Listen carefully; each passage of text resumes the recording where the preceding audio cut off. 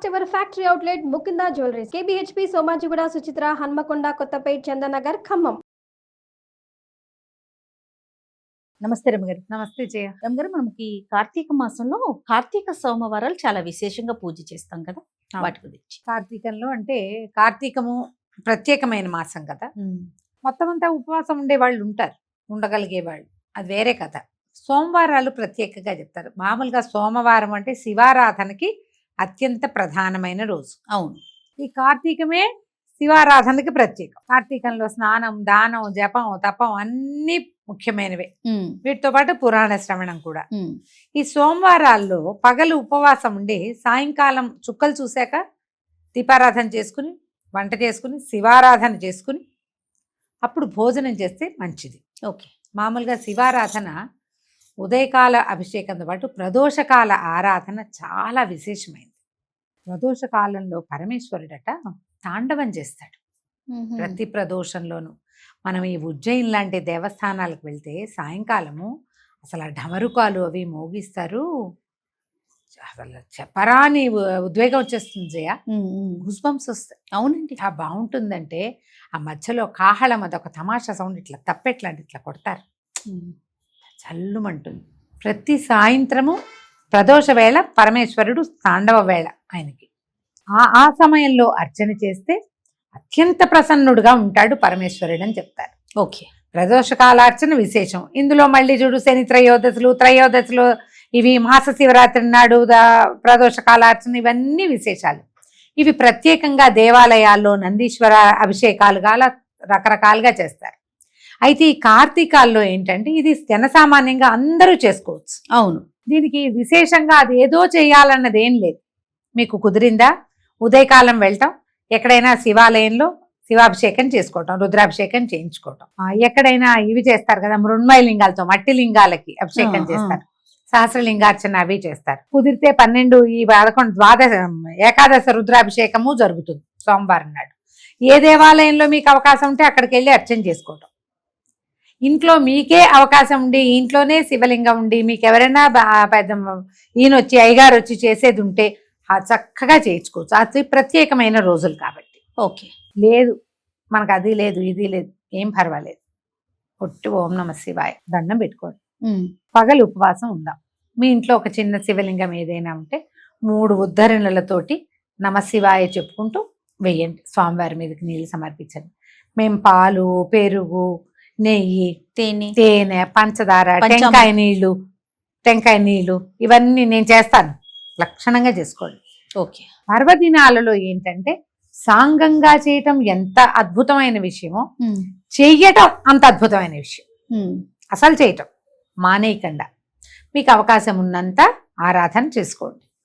పగలు ఉపవాసం, ఆహార స్వీకారం లేదు. దాంతో పాటుగా ఎక్కువగా మౌనాన్ని ఆశ్రయించండి. సోమవారాల్లో మనం ఇవాళ ఖాళీగా ఉపవాసం వంటలేదు కదా అని బజార్ వెళ్ళటం, వంట లేదు కదా అని ఫ్రెండ్స్ ఇళ్ళకి వెళ్ళటం, ఇలాంటివి చేయకండి. ముచ్చట్లు, వినోదాలు ఉండకూడదు. విందులు ఎలాగూ లేవు, వినోదం వద్దు. వినోదం కాకుండా శివనామ స్మరణతోటి సమయం గడపండి. కాలం పొద్దుపుచ్చండి. మనకు నడవాలి కదా సాయంకాలం దాకా. అవును, శీతాకాలం వచ్చేసింది, 6 అయ్యేసరికి చీకటి పడి, చీకటి పడేసరికి ఈ ప్రదోష కాలంలో దీపారాధన చేసుకోండి. ఓకే. 6:30 అయ్యేసరికి సూర్యాస్తమయం అవగానే దీపం పెట్టడం. ఆ సమయంలో ఓం నమ శివాయ అసలు ఒట్టి పంచాక్షరిని 100 సార్లు చదువుకోవటమే అద్భుతమైన ఫలితాన్ని ఇస్తుంది. కుదిరి ఆ సమయంలో మీరు ఏ దేవాలయానికైనా వెళ్ళి దీపం పెట్టుకున్నారా ఎక్సలెంట్గా ఉంటుంది, చాలా మంచిది. అవకాశం దొరికితే. ఓకే. మీరు ఉద్యోగస్తులు, అది మీకు ఛాన్స్ లేదు, అవకాశం లేదు, నామస్మరణ చేసుకోండి. అమోఘంగా ఉంటుంది నామస్మరణ చేయటం. తర్వాత ఇంటికి వచ్చి మళ్ళీ ఒకసారి స్నానం చేయటము, అవకాశం మీకు ఆరోగ్యం సహకరిస్తే, లేకపోతే కాస్త కాళ్ళు చేతులు మొహం కడుక్కుని బట్టలు అవి మార్చుకుని ఒక మాట దేవుడి దగ్గర దీపం పెట్టుకుని దండం పెట్టుకుని ఏదైనా చదువుకున్నది ఏదైనా ఓళ్ళన్నా శివ పంచాక్షరి ఎన్ని ఉన్నాయో నామాలు. అవును, ఎన్ని రకాల స్తోత్రాలు ఉన్నాయి. మన లింగాష్టకం, బిల్వాష్టకం, లింగాష్టకం ఉన్నాయా.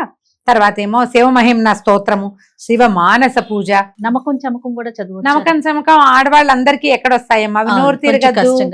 చమకాలు మగవారు చేయటము, పురోహితులు ఎవరైనా ఉంటే అవకాశం, మన దేవాలయానికి వెళ్తే సరిపోతుంది. కుదురుతుంది. ఆ, మీరు అవన్నీ చదవక్కర్లా, ఇవి చదువుకున్నా చాలా ఇవే చాలా గొప్పవి, అవును. చాలా ఏమి లేకపోయినా ప్రభావవంతమైన పంచాక్షరి మంత్రమైన పొట్టిగా చదువుకోమంటారు కదా. పంచాక్షరి నమశివాయ అనుకున్నా చాలు. చేసి ఏదైనా చకచకా వంట చేసుకుని ఆ చేసింది స్వామికి నివేదన చేసి దండం పెట్టుకుని ఆ ప్రసాదాన్ని భుజించండి.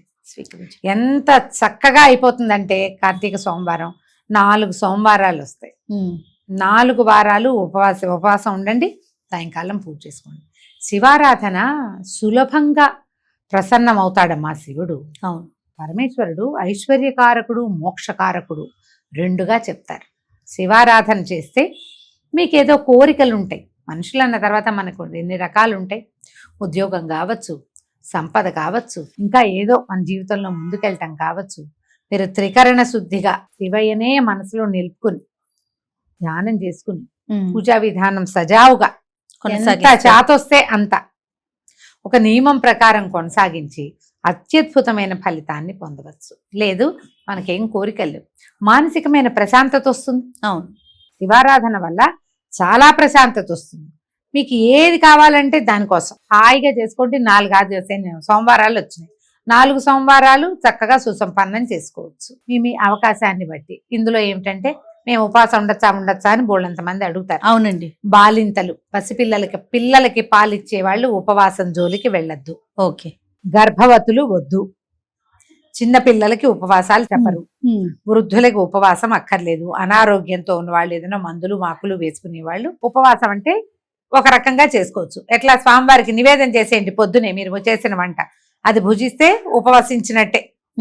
కాస్త కొంత నిశ్శబ్దం పాటిస్తూ కొంచెం శివనామస్మరణ చేసుకుంటే గర్భవతులు కూడా 7 నెలలు వచ్చేదాకా నామస్మరణ తర్వాత కూడా నామస్మరణ చేసుకోవచ్చు.